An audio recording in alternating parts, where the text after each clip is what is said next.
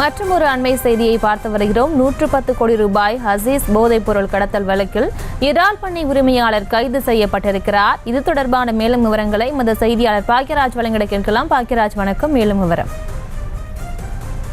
மாவட்டம் பரமாணி அருகே மீன்சல் அடுத்த அரசங்கரை கடற்கரை பகுதியில் உள்ள இறால்பனை ஒன்று விளைபணிகள் கண்டு இருப்பதாகவும் அதன் கடல் வழியாக இறுதியில் கடத்த தயாராக உள்ளதாக மத்திய நுண்ணறிவு பிரிவு சுற்றுலா அதிகாரிகளுக்கு ரகசிய தகவல் கிடைத்துள்ளது. தகவலின் அடிப்படையில் அரசங்கரை பகுதியில் உள்ள இறால் பண்ணைகளில் கடந்த மார்ச் 10ஆம் தேதி மீன்சல் காவல்துறையின் உதவியோடு தீவிர தேர்தல்கள் ஈடுபட்டனர். அப்பொழுது அங்கே இருந்த இறால் பண்ணை ஒன்று படகுகள் மூலமாக மீன் கடத்த தயாராக இருந்த 110 கோடி மதிப்புடைய 1 கிலோ எடை கொண்ட கசிஸ் மற்றும் 1.5 லட்சம் மதிப்புடைய 872 கிலோ கஞ்சாவை கண்டறிந்தனர்.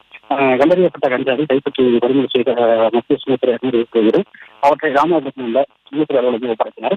மேலும் இந்த கஞ்சா கடத்தல் தொடர்பாக எஸ்பி பட்டினம் பகுதியைச் சேர்ந்த இறால் உரிமையாளர் முகமது சுல்தான் என்பவரை தீவிரமாக தெரிவித்தனர். இந்நிலையில் கடந்த 4ஆம் தேதி திருச்சி மத்திய சுங்கத்துறை முன்னேறிய அதிகாரிகள் அவரை கைது செய்துள்ளனர். எஸ்பி பட்டினம் பகுதியைச் சேர்ந்த தாரிக் நசீம் என்பவருக்கு முகமது சுல்தான் என்பவரது இறப்பண்ணையை திட்டத்தை எடுத்து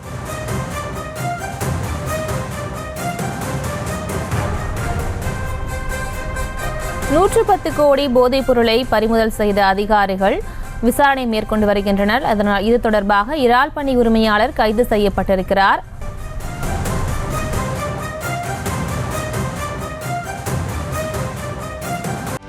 செய்திகளை உடனுக்குடனும் துல்லியமாகவும் தெரிந்து கொள்ள சப்ஸ்கிரைப் பண்ணுங்க.